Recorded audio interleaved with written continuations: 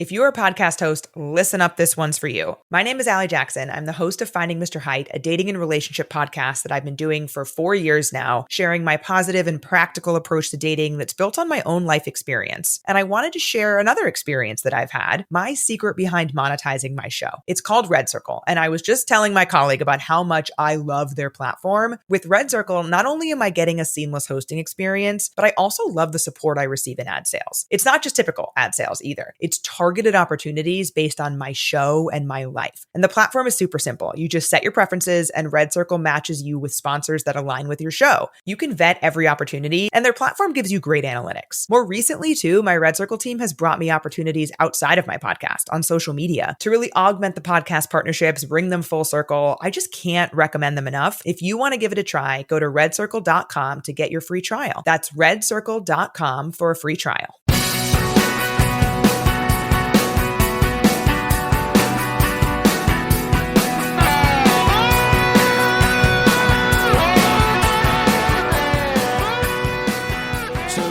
Hey, it's JD here, and we are assembled courageously around a virtual table here in cyberspace. I am joined by Sara J Shirene from Sacramento and Tom from Belgium. Gang, I really appreciate you showing up on a Friday evening. Some of us it's early evening, some of us it's into Saturday. Yep. So I do appreciate that. Tom, how you doing? We just heard from you this past week, but I was just reminiscing with you that we recorded that in March. We recorded that in March. I think I mentioned it during the episode that as it's recorded, number 31 had just come out. No, 32 had just come out. Yeah. Because I remember having just been outraged that Emperor Penguin had gone up that early. And had it been later, I would have been outraged at some of the other ones as well. So, I can't wait for that then. Yeah, I've got a lot of text. Shirene, from Sacramento. Yay. What's shaking? I don't know, not a lot. I just finished work, so I'm just cruising in here to talk about some chilling out. Yeah. Talking about the hip with some pals. Yeah. That's right. That's all we're doing. Yeah. Sara J. Hi. How are you? How's it going? I'm great. Yeah. We got to hang out earlier this week. We sure did. That was a lot of fun. That was a lot of fun. Nice little day jaunt up to Canada and back. It was great. And I got donuts on the way home too. So no, where do you get the donuts again? It's called Beechwood Donuts in St. Catharines. There you go. And they were in St. Kitts. I will drive back just for donuts. That will happen. It's only an hour. It's okay. So if you are joining us here in the chat, we can see you. And we will do our best to respond to you. And it would be great to hear from you as well. So welcome. Let's get right into this. We have unveiled at this point 30 songs. Song number 40 through song number 11, which was New Orleans is Sinking, which was brought to us by Tom Belgium. So we will start with him. And what I'm looking for here, Tom, is, just a kickoff hot take on the list as a whole. Hot take. Well, my hottest take probably generated by the fact that I have been basically not plugged into the online community at all up until this point. I feel like, I'm looking at my spreadsheet. I've got so many. I don't have, this is my least defensible take, by the way, if you want the hottest one. All right. I didn't even have Nautical Disaster in my top 40, and it's made the top 10. Wow. And if you ask me to defend that, I will not be able to. There's just so many songs. That's what you could do. That's how you could defend yourself. But my God, that's one of the top 10 best. Yeah. And, objectively it is, but I went for my favorites. And I could come up with reasons, but then you could also say, well, how does this not apply to, I don't know, Locked in the Trunk of a Car or Fiddler's Green? And I could not tell you why, but it just did not make it in there. Shirene, what do you think of that hot take? What do you think? Nautical Disaster not in the top 10? I think that's a pretty hot take, but I understand. Sometimes you pick 20 songs and it's not there. And that's what happened with 100th Meridian for me. I just didn't think of it for my top 20 at all. Like, at all. And I love that. You hear it and you're like, oh. Yeah, right? Yeah. But I did get Nautical Disaster, so it was right on that one. I'm hoping it goes high, like high. How high do you think it can go? Do you think it could be a number one? I maybe 3. We'll go 3. It's only number 7 on my list. So. Okay. But your objective list is 7. Your personal push would be 3. Yeah, and I have 6 left, so I'm pretty happy with my average hip fanness. So what is your hot take? What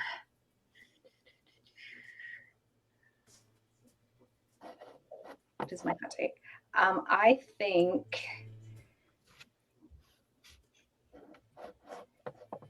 think It's a Good Life If You Don't Weaken is just too far down the list. That's I think one it landed of my at 17, right? 18. Something like that. 18. Yeah. And we'll pull this up now. That way we don't have to. I don't have to guess. I think that's just 18. One of their top echelon for me. Like, I really love that song, and I'm surprised. What do you guys think? I think the opposite. I think it's too high. For me, it's in the same tier as Nautical Disaster in that it's in my top 65. So I made a list, like I said, of 65 songs that do something for me, and it's in that, but it's not in my top 40. I love this idea, though, having a list that's like that. Yeah, that is a good list. Yeah, that's an amazing idea because it still gives, those other songs their proper spot. Because, like you said, Shirene, you're like, I forgot about this one, and you want to try to fit it in there, but you can't put 2 in one spot. So, as much as we want to. I look at it right away, and I try to look at the songs beneath it, and I go, well, okay, so Wheat Kings, is it beneath It's a Good Life If You Don't Weaken? No, it's just not. At the 100th Meridian, I'd lump it in. Fireworks, no. Escape, it's higher. Fully Completely, I think it belongs to be higher. Gift Shop, probably not. And New Orleans Is Sinking, definitely not. So that's why I would have it a bit lower, Tom. That's just that's my hot take rationale, just off the top. No, absolutely. But it's not any more valid than yours, right? It's just I just did it by how much I enjoyed them, as opposed to how good they are. And do I enjoy it more than any of the 17 songs ahead of it? No. Do I enjoy songs that were, below it on the ranking more than that? Yeah, quite a few of them. That's pretty much my entire rationale. And it depends on the day. But I do enjoy it. Yeah, same.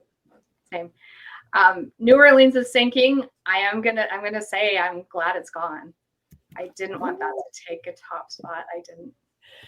I was gonna bring up Justin's hot take from the group.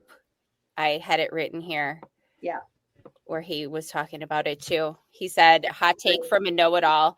New Orleans Is Sinking is a great song and an entry point for a lot of people, but it's not top 10 material. It got right to the doorstep, and that's fine. We all love the song, but we don't need to hear it every day. So that was Justin St. Louis's hot take from this week's song. And that's perfectly said. Like, that's it. We just don't need to hear that song anymore. I do agree with that. And to be fair, I haven't had that much exposure to it as someone who is not from Canada. But yeah, I think I said in my episode, it's in my top 40, but not my top 20. Mm-hmm. That seems about right. Yeah. It's a very good song, but I love more than 20 of their songs more than I do New Orleans is Sinking. Right. Because they have so many great songs. That's just...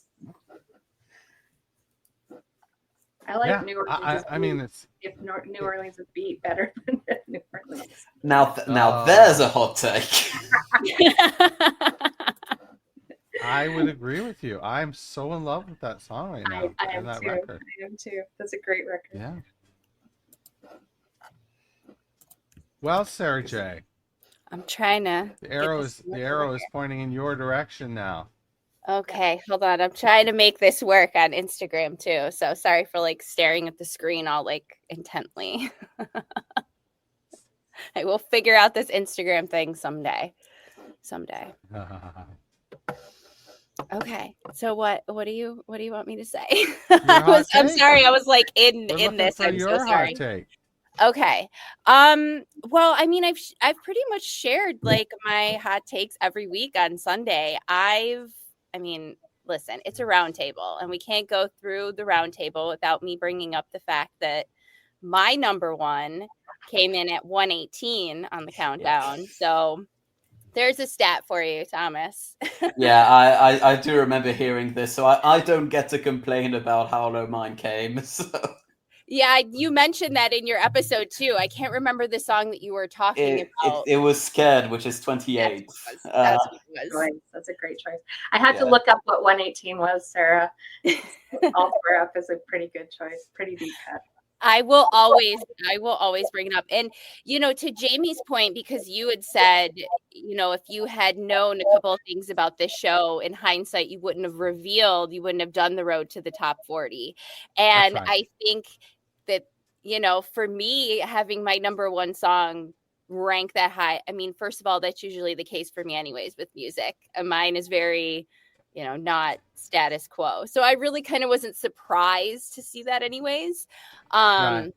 But it kind of like, I don't know, in a way gave me like a different outlook going into the countdown a little bit. It's just been really interesting to watch them all unfold. And then everybody, as we get closer to the top 10, like be so fierce in their feelings about where things are ranking. Like, I'm really looking forward to seeing how everybody reacts to these next ones coming out. Me too. Yeah. How really like passionate everybody really gets about the way that these have been ranking. And I'm curious too, like behind the scenes, what songs like squeaked ahead of the other one by just one vote. That to me would be really interesting to know. Like, it was only one vote that full vote breakdown. Yeah. Were there any ties?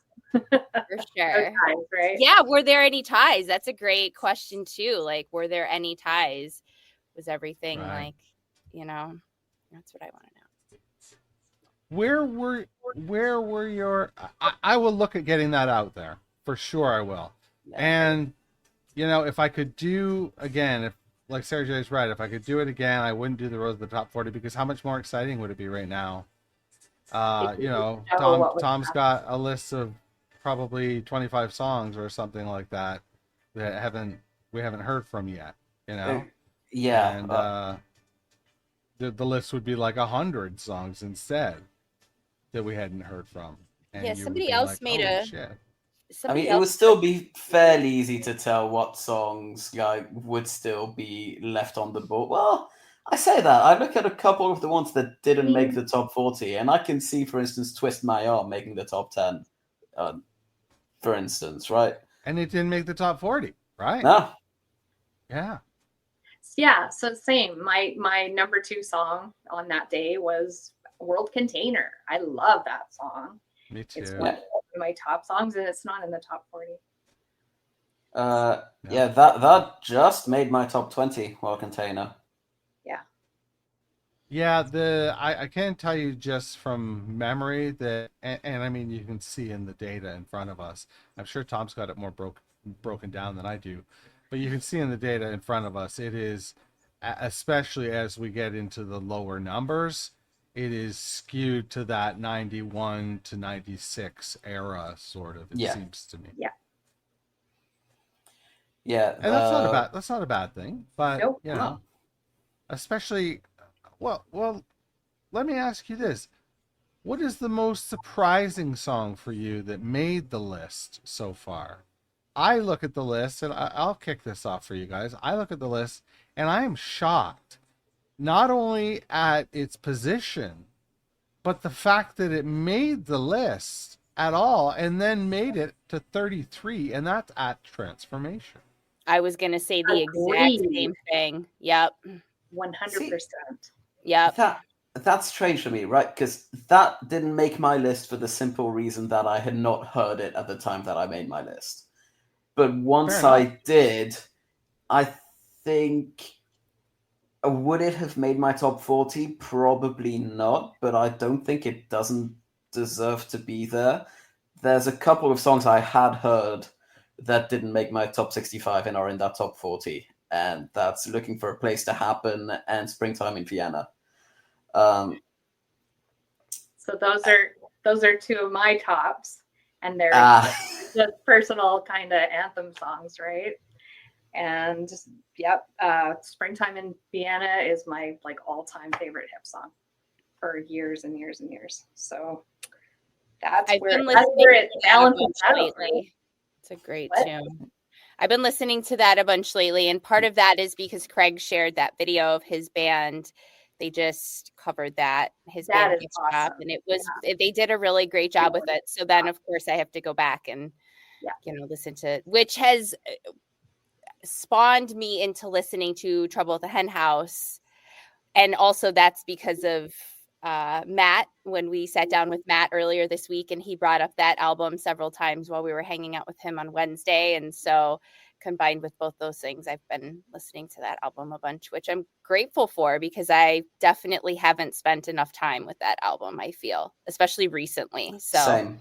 Yeah, it's been really nice to go back and really appreciate it for what it is and where the band was at that time and everything too. It's really nice to spend some time with that album lately, for sure. I agree. And to be clear, Springtime in Vienna, I don't have an issue with the song. It just hasn't really clicked for me yet. But I understand that. You know, I know you're in good company, because I think I remember seeing that Gord said that was his favorite at some point. Oh, good deal. I like that. Yeah. But if you ask me, is it on an intellectual level? I know it's a beloved song and it just hasn't clicked. I would swap it with Don't Wake Daddy, which is just outside the top 40. And I know that's a beloved song as well. That one never hit for me though. I never. Oh, there you have it. There you have it. Yeah. So we can swap songs, Tom. It works. Exactly. Oh, I love Don't Wake Daddy. It would have been in my top 20. It's a great song. It's just definitely not in my top 20. Yeah, it's just outside my top 20. Don't Wake Daddy. Top 50, maybe. Isn't it funny that we can all adore this band the way we do, and our lists can be so vastly, radically different? And their catalog is so vast and good. Well, and for me, I made a playlist of my top 20, and I listen to it usually whenever I just want to have music on. And it's a great playlist. It's a great 20 songs, but it's very interesting because I could easily make a completely different top 20. Yeah. And then next month you could ask me to do one and it would be totally different again. So that's what's really fun about it too, is the top 20. I mean, my favorite will always be my favorite, but you can definitely change your top 20 sometimes, multiple times in the month, depending on your mood and what's going on in life. Yeah, absolutely. Agreed. Yeah.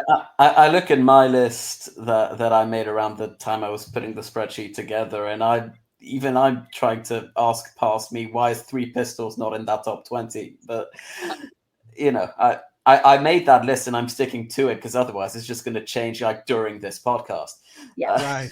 For sure. That's why I submitted mine to him. I'm like, you just need to take this away from me now. Like, Yeah. I need to stop doing this because it will never be completed. It will never be a final document. So just take this.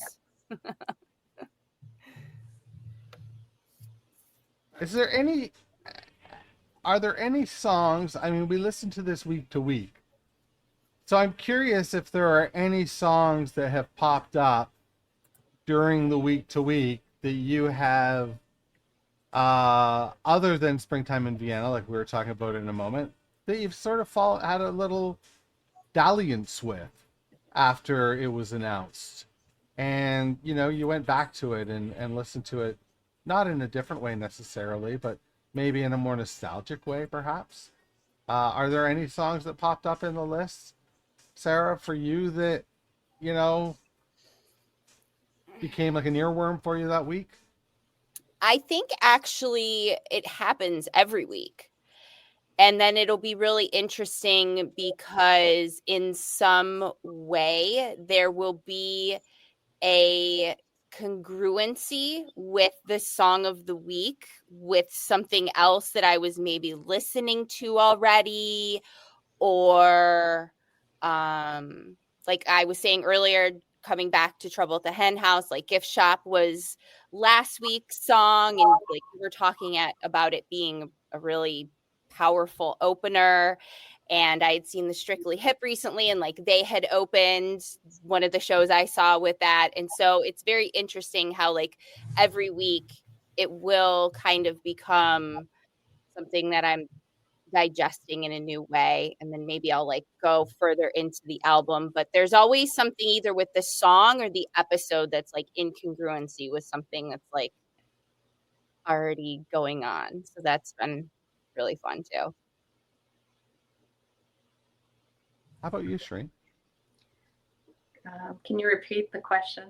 it was really long, I know, but it was I just wonder if there's any songs on the list that as they've come out week over week that you've sort of went, that might not have been in my top 20 or my top 30 or my top 40 for that matter, but I think we are live. I think falling back in love. What happens for me is I pull that album out again and I try to go through the whole, and like Music at Work was a good example. Like I haven't given that enough attention in years, right? And then when I pulled it out and listened again, and why did I pull it out? What do we have from there? Well, I think Music at Work, Lake Fever. Yeah, it was definitely Lake Fever, and that's what I had to pull it out for. I love Lake Fever, right? Who doesn't? Me too. But then I had to listen to it, and I'm like, oh my god! And now I've listened to it a lot lately, and I'm like, I just didn't give that album enough attention at the time. The other one I have to get back to is Now for Plan A. I've never listened to that one enough. It just, never. Mm-hmm. Yeah, and it landed 2 songs in the 30. Yeah. So mm-hmm. That was very surprising for me. Tom, how about you? Is there any songs that have popped up that, even though maybe they didn't crack your top 65, you're sort of like, oh shit, why didn't that crack my top 65? Well, there were 4 songs in the first 10, so from 40 to 30, that I hadn't ever listened to before they were on there. Those being... Oh, that's so fucking cool. Yeah, so we Want to Be in a World Possessed by the Human Mind, Our Transformation, and The Depression Suite, because they were on albums that I just hadn't... They weren't available to me at the time I got into the hip. Like, they weren't on Spotify in the UK. And... by and large, they were hits for me. But in terms of ones that I already knew and that kind of grew in my estimation after that, they were both already in my top 65, but I think they would now be in my top 40, would be Gus the Polar Bear from Central Park. And to echo what Shireen said, Lake Fever as well. which those are both songs I didn't have in my top 65. I still don't think I'd have them as quite as high as they were, but I am glad that they got their due from the voting public and that they were that high, if that makes sense. Yeah. Like, Yeah, it does. I was worried that they would not be as high as I put them, and it turns out they were even higher, and I'm just happy about that. And I definitely went back to listen to them a lot more after that. Of those four that you were introduced to, is there one that stands out to you as like a not a go-to necessarily, but one that you go to more often? I'm just curious because those are all, late era. They are late era songs. I'm just curious. I haven't really been back to them a huge amount, but the one that I thought was by far the best of those four was Our Transformation. Very good. Yeah, it just the way it's constructed, like the guitar sound on it. I'm more of a music guy than a lyrics guy. I just thought it hit me way harder, and personally, I don't think it's out of place at number 33. Not that out of place, to be honest. I love it. Yeah. Yeah. I mean, yeah, I don't like the Gus is above it, but what can you do, right? Well, it's such an interesting it's such an interesting experiment, this thing. It's been so much fun. I want to know if you have any Yeah. I've just seen that comment, yeah.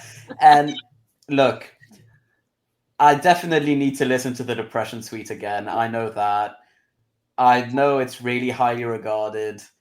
I was simply not in the right frame of mind when I heard it to really take it all in. I will eventually go back to it, I promise. I just said this to Craig when him and I were talking about, he shared that video with me from his band. And then I asked him, like, what song would you guys not cover? And he brought up the Depression Suite. And he was talking about, like, fans out west probably wouldn't be really receptive to it.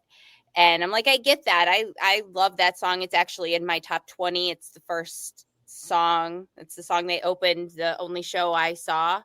But it's one of those that you just really have to be not only in the right mindset, I feel, but like the way that I can consume music. And after listening to your episode, Thomas is very similar. You just have to be in the right space to consume the piece of music that is. That's just personally how I feel about it. And it's long. It's the longest song. It is. Right? Like it is. Yeah, you have to like sit down and digest it. It's like, you have to consciously take it in, I think. At least the way that I digest music, for sure. Makes sense. Grower. Mm-hmm. I mean, it knocks your socks Definitely. off the first time, but it grows. It certainly builds. It's a tremendous song. It's one of my favorites at this point. But I'll be honest with you. When I listened to "We Are the Same" the first time, it was the only song that really stood out to me. But I didn't love it. I didn't love it. So, to speak to Concertholic, yes, it did stand out, but I feel crazy now admitting this because it didn't hit. It really didn't hit. I remember calling the album beige. I think I may have even said it on Fully and Completely. It's valid. That's just how this shit goes sometimes. I think so. I think that's valid completely. Yeah, I think it's a valid point for sure. Well, and to Thomas's point too, that he made in his episode where he was talking about at the end of the episode where you guys were talking about listening to a song and you've listened to it 50 plus times and you still hear something different every time. I mean, that especially rings true with something like the Depression Suite for sure. That's just so much of it. Yeah, there's just so much of it, and there's just so many different pieces and parts of the story that, that's why you just have to be ready to take it in. Yeah. Absolutely. Tom, I wonder if you'll share any of the interesting stats that you've managed to compile. Well, yeah, so I've worked out based on the 10 songs I believe remain, and I would be incredibly shocked if it wasn't those 10 songs. Let's hear it. Whew. So I've worked out an average ranking of every song on every album, and so I can rank the albums by how highly all of their songs charted. Wow. So, basically, with only 10 remaining, there is no way that order can change because the differences would be so small. And to be honest, some of it was a bit surprising. Not a huge amount of it, to be fair, but given, I mean, I can go through the entire list of 14 if you'd like. But Sure. I would like. I'm here for it. So I mean, as we've just talked about, We Are the Same. That is at the bottom. One of the songs did not get any votes at all, so that's on an average of 126th. The song's on there. Man Machine Poem will be at number 13. The EP is at number 12. And that is actually the lowest one where all of the songs got votes. Right. World Container is at 11. In Between Evolution at 10, and it's very, very close between those two. 105.5 on average and 105.0. Then in 9th, we've got Music at Work. In 8th, Now for Plan A, which surprised me to be ahead of Music at Work, to be honest, but that might just be me. Trouble at the Hen House is 7th. In Violet Light is 6th. Day for Night is 5th. Yeah. Phantom Power 4th, behind Up to Here, which is 3rd, and I would have swapped those around. Me too. Personally. Me too. But, Mhm. then Road Apple 2nd, and Fully Completely 1st, to the surprise of, I don't know, maybe someone somewhere, but It's not surprising, but it's yeah. disappointing or something. I don't know if that's the right word. Oh, So- shit. That's Yeah. so cool, Tom. Yeah, that's very Love it.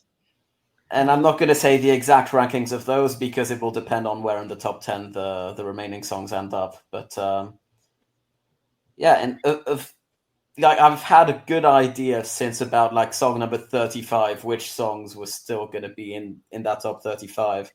And Up to Here was the last album to still have 3 songs up on the board. Does it still Yes, it three still left? has 3 on the board. It Oh, yeah, still it has 2 left. New Orleans is Sinking was the 3rd. That's right. Okay. Yeah. So 38 years old and Blow It High Dough are left, right? Yeah. I mean, all the others have been on the ranking at this point. Yeah. So Yeah. Gotcha. Okay. Any other cumulative stats that you've amassed? I mean, that's the main one. I think I can say that the first album to have a song that's almost definitely not gonna have any votes will be Trouble at the Hen House. Coconut cream. Yeah. God damn it! I thought that was gonna be number 1. Yeah, and then Wouldn't we all be surprised? yeah, and then you have to skip ahead to Music at Work with Wild Mountain Honey, which didn't get votes. Didn't. No. And then 1 song on We Are the Same and 2 songs on Now for Plan A also didn't get votes, and 1 on Man Machine Poem. Which one on Man Machine Poem, Tom? Pass. I'll have to check that. Okay. Oh, sorry. I'm sorry. I didn't mean to put you on the spot. That's all right. He wasn't ready. I was not for that at least. Any comments on any of that we just heard, folks? I'm checking these comments here. Hold on.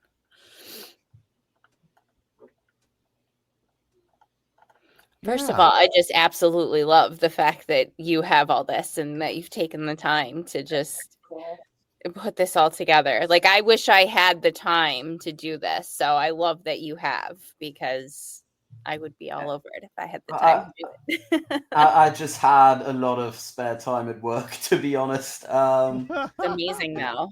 Enough time to put a list together. And I have double checked. Great Soul is the one song from Man Machine Poem that didn't get any votes. Oh, okay. Yeah. That's my least favorite song on the record, so that's funny. There you go. Yeah. I have zero memory of that song. Same. I can't pull it out of my brain. Yeah. Oh, Same. the Like, I think I'm gonna have to play this now tonight, because I'm like, it's not in the role. I would sing it for you, but I'll kill it. I'll just kill it. But it's good. The music no, I'm not gonna. Yeah, I won't regale you with my vocal rendition of the guitar sounds that my mouth can make. So we won't do that. I don't know. I might enjoy it. I might love it, though. We'll see. So I asked you guys to come here prepared with 3 songs that you think will comprise the top 3. You don't have to tell me them in order, which would be torturous, I think. The list is going to do that heavy lifting for us. So 3 songs.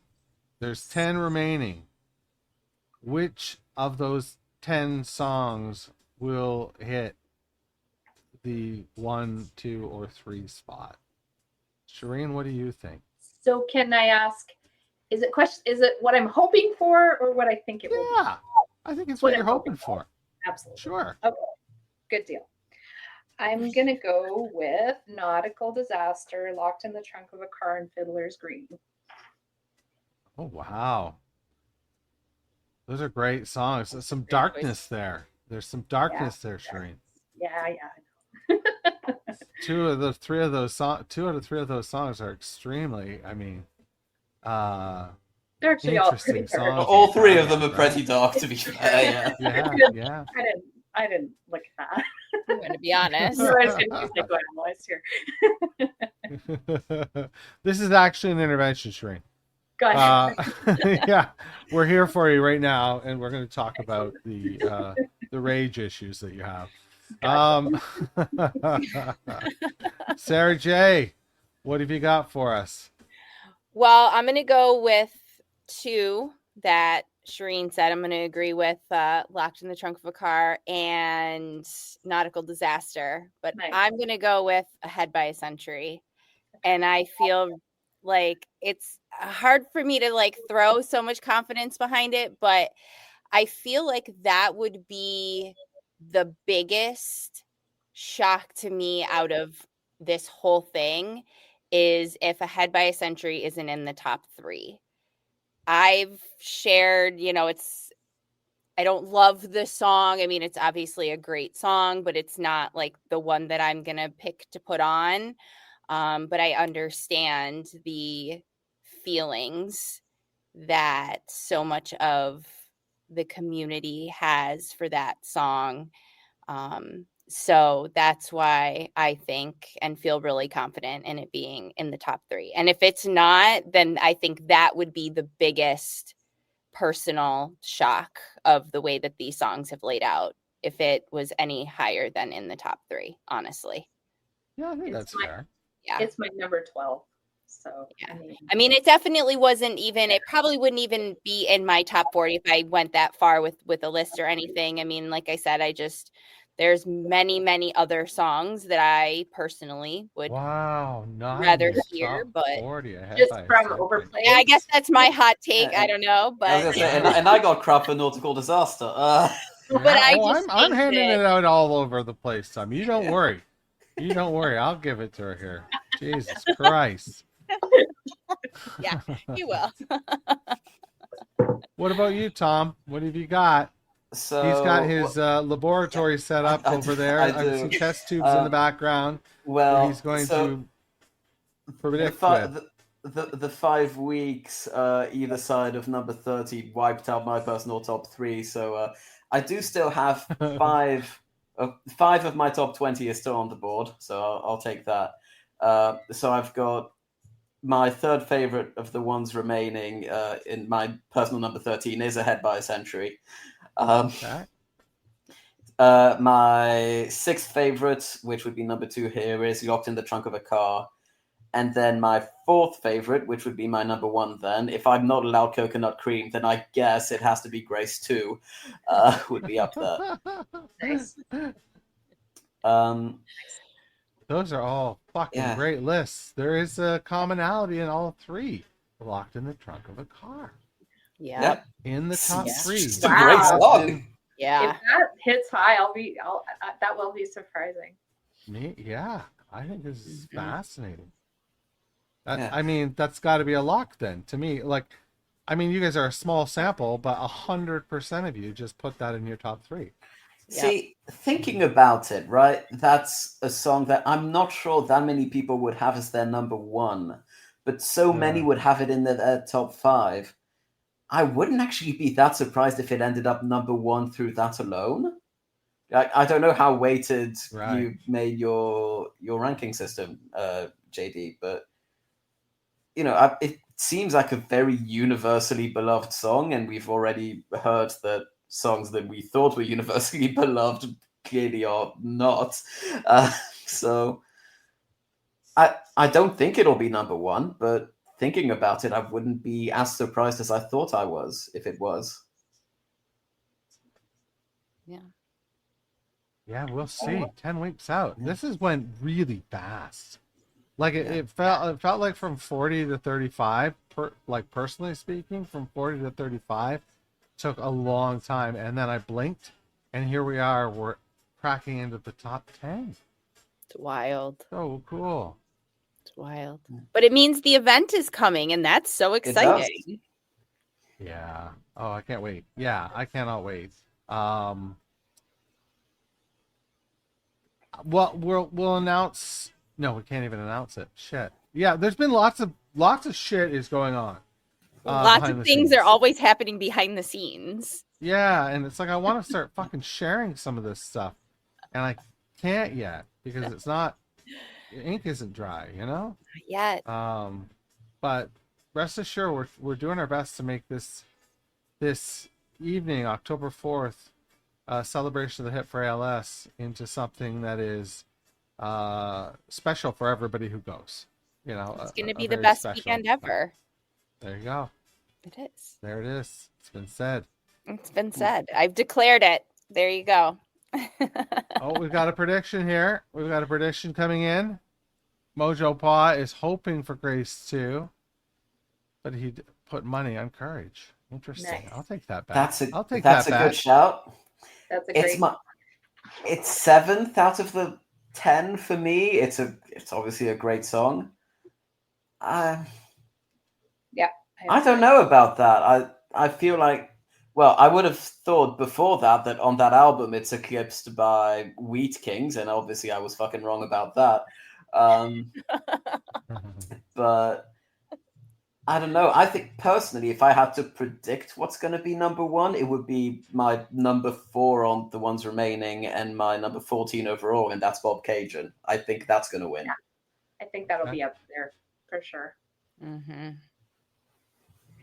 I have that left on my list. I wish I had a. If someone were to tell me objectively Bob Cajun is the best hip song, I would buy that. Yeah. Isn't it 1 or 2 on Spotify? It's pretty high. I believe that. I think Ahead by a Century are at the top, aren't they? Yeah, those two kind of go back and forth. Yeah. Mm-hmm. Yeah. And that's a good litmus test too. Yeah. Is to check out Spotify plays. Yeah. Yeah. I feel like that might be a little bit out of whack purely because, well, no, Bob Cajun is number 1 there, which is weird to me because I would have thought Ahead by a Century would be there purely by virtue of it being the theme from Anne with an E, but apparently that has not been enough. Yeah. Otherwise, I would have thought Netflix on its own would have pushed that to number 1 by virtue of it being probably the only song that a lot of non-Canadians know. Or Umbrella Academy. Mm-hmm. Oh, is it in there as well? I Right. did not know that. Yeah, They That's played the cool. whole song, didn't they? they did. They played the whole song, and it surprised. Like I was just watching that show, and I'm like, oh, it's the hip! I got so excited. I feel like Clearly, I somebody need to brought watch the that up Umbrella on the Academy. show. I think there was a guest that brought that up, and I can't remember, but somebody did bring that up It was too. Jake, right? Jake Gold. It was on that episode. I watched it recently. Maybe it was. Yeah, when we were Yeah. when we were talking to him, maybe it was that. Maybe that's why I remember it so well. I was like, wait a minute, I think I remember hearing this. Which was a great time, by the way. If nobody's watched, that was a great episode. I listened to it again this week. So yeah, that was fast. The so Ask much Me fun. Anything? Oh my god. Yeah, that was fun. I hope And we shout can out do that to again Jake. sometime. He's awesome. Yeah. So thank you for everything, dude. So anytime I can say thank you to him, I will. Anything else regarding what has happened or what might happen going forward with the Tragically Hip Top 40 Countdown?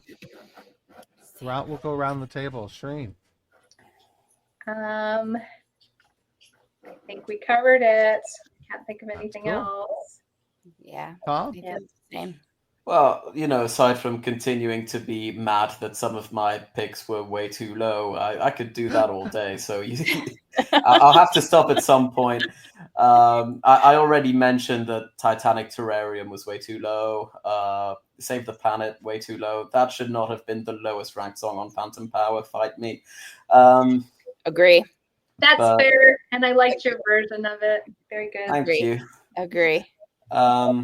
Oh, I did not hear this. Where can I hear this? I submitted it to the pod list. That is how I got in touch with JD in the first place. Oh my gosh, you mentioned this in your episode. Okay. Yeah, I just finished listening to your episode before we got on here, so I'm going to go. To be fair, I don't think I mentioned that it was Save the Planet on the episode. No, you did not mention what song it was. So Yeah. I need to go and listen to this after we're done. Because we get into the fact that it was the lost song for a time. It was the song that when I went to put the list together, I just had the file said TDB. Yeah. That's all I had. And I was like racking my brain. No, it's fine.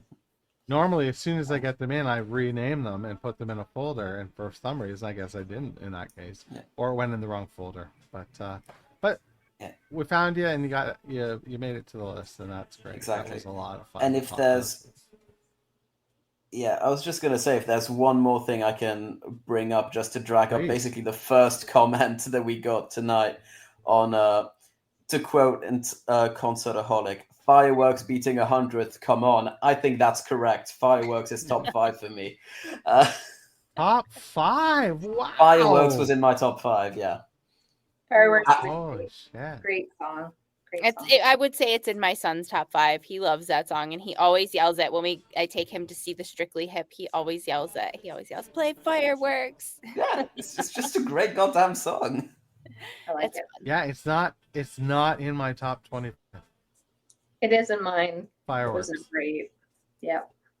It is. My son has helped me appreciate it. Is. I had it. Okay. I had it 8 overall.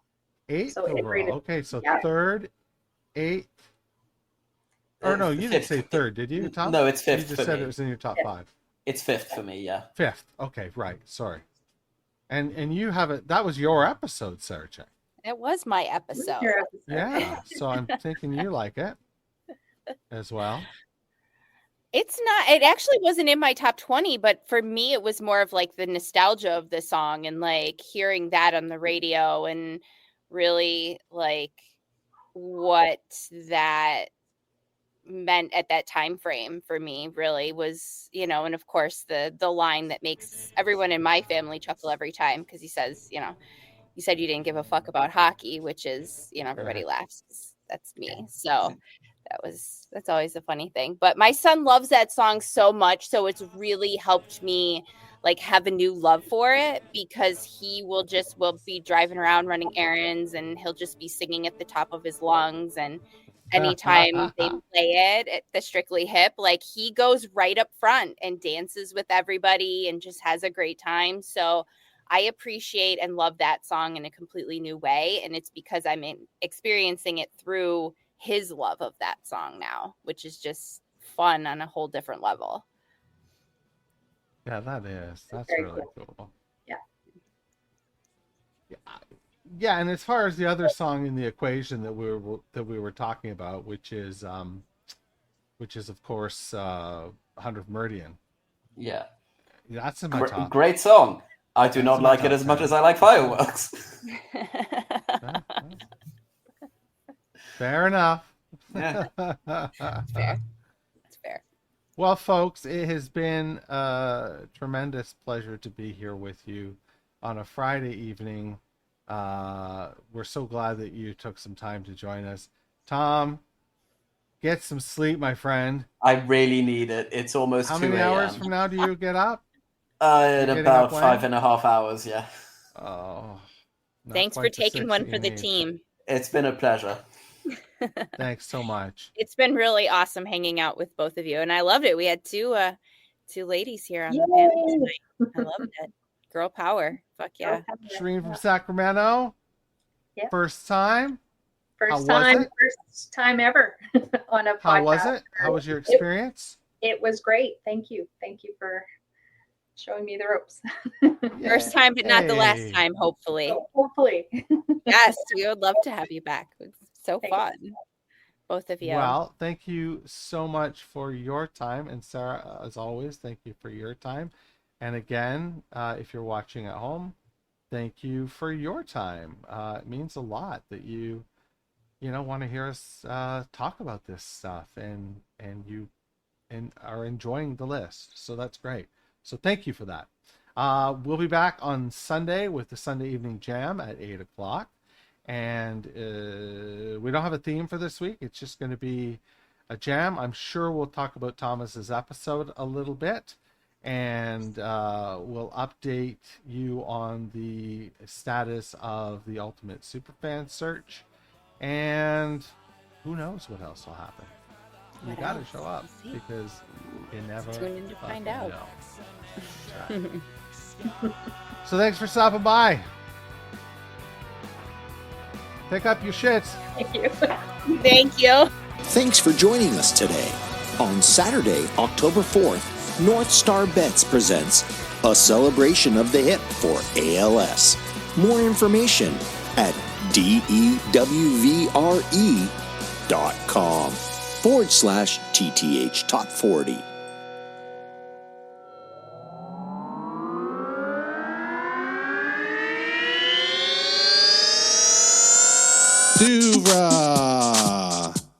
Podcasts and such. If you're a podcast host, listen up, this one's for you. My name is Allie Jackson. I'm the host of Finding Mr. Height, a dating and relationship podcast that I've been doing for 4 years now, sharing my positive and practical approach to dating that's built on my own life experience. And I wanted to share another experience that I've had, my secret behind monetizing my show. It's called Red Circle, and I was just telling my colleague about how much I love their platform. With Red Circle, not only am I getting a seamless hosting experience, but I also love the support I receive in ad sales. It's not just typical ad sales either. It's targeted opportunities based on my show and my life. And the platform is super simple. You just set your preferences and Red Circle matches you with sponsors that align with your show. You can vet every opportunity and their platform gives you great analytics. More recently too, my Red Circle team has brought me opportunities outside of my podcast on social media to really augment the podcast partnerships, bring them full circle. I just can't recommend them enough. If you want to give it a try, go to redcircle.com to get your free trial. That's redcircle.com for a free trial.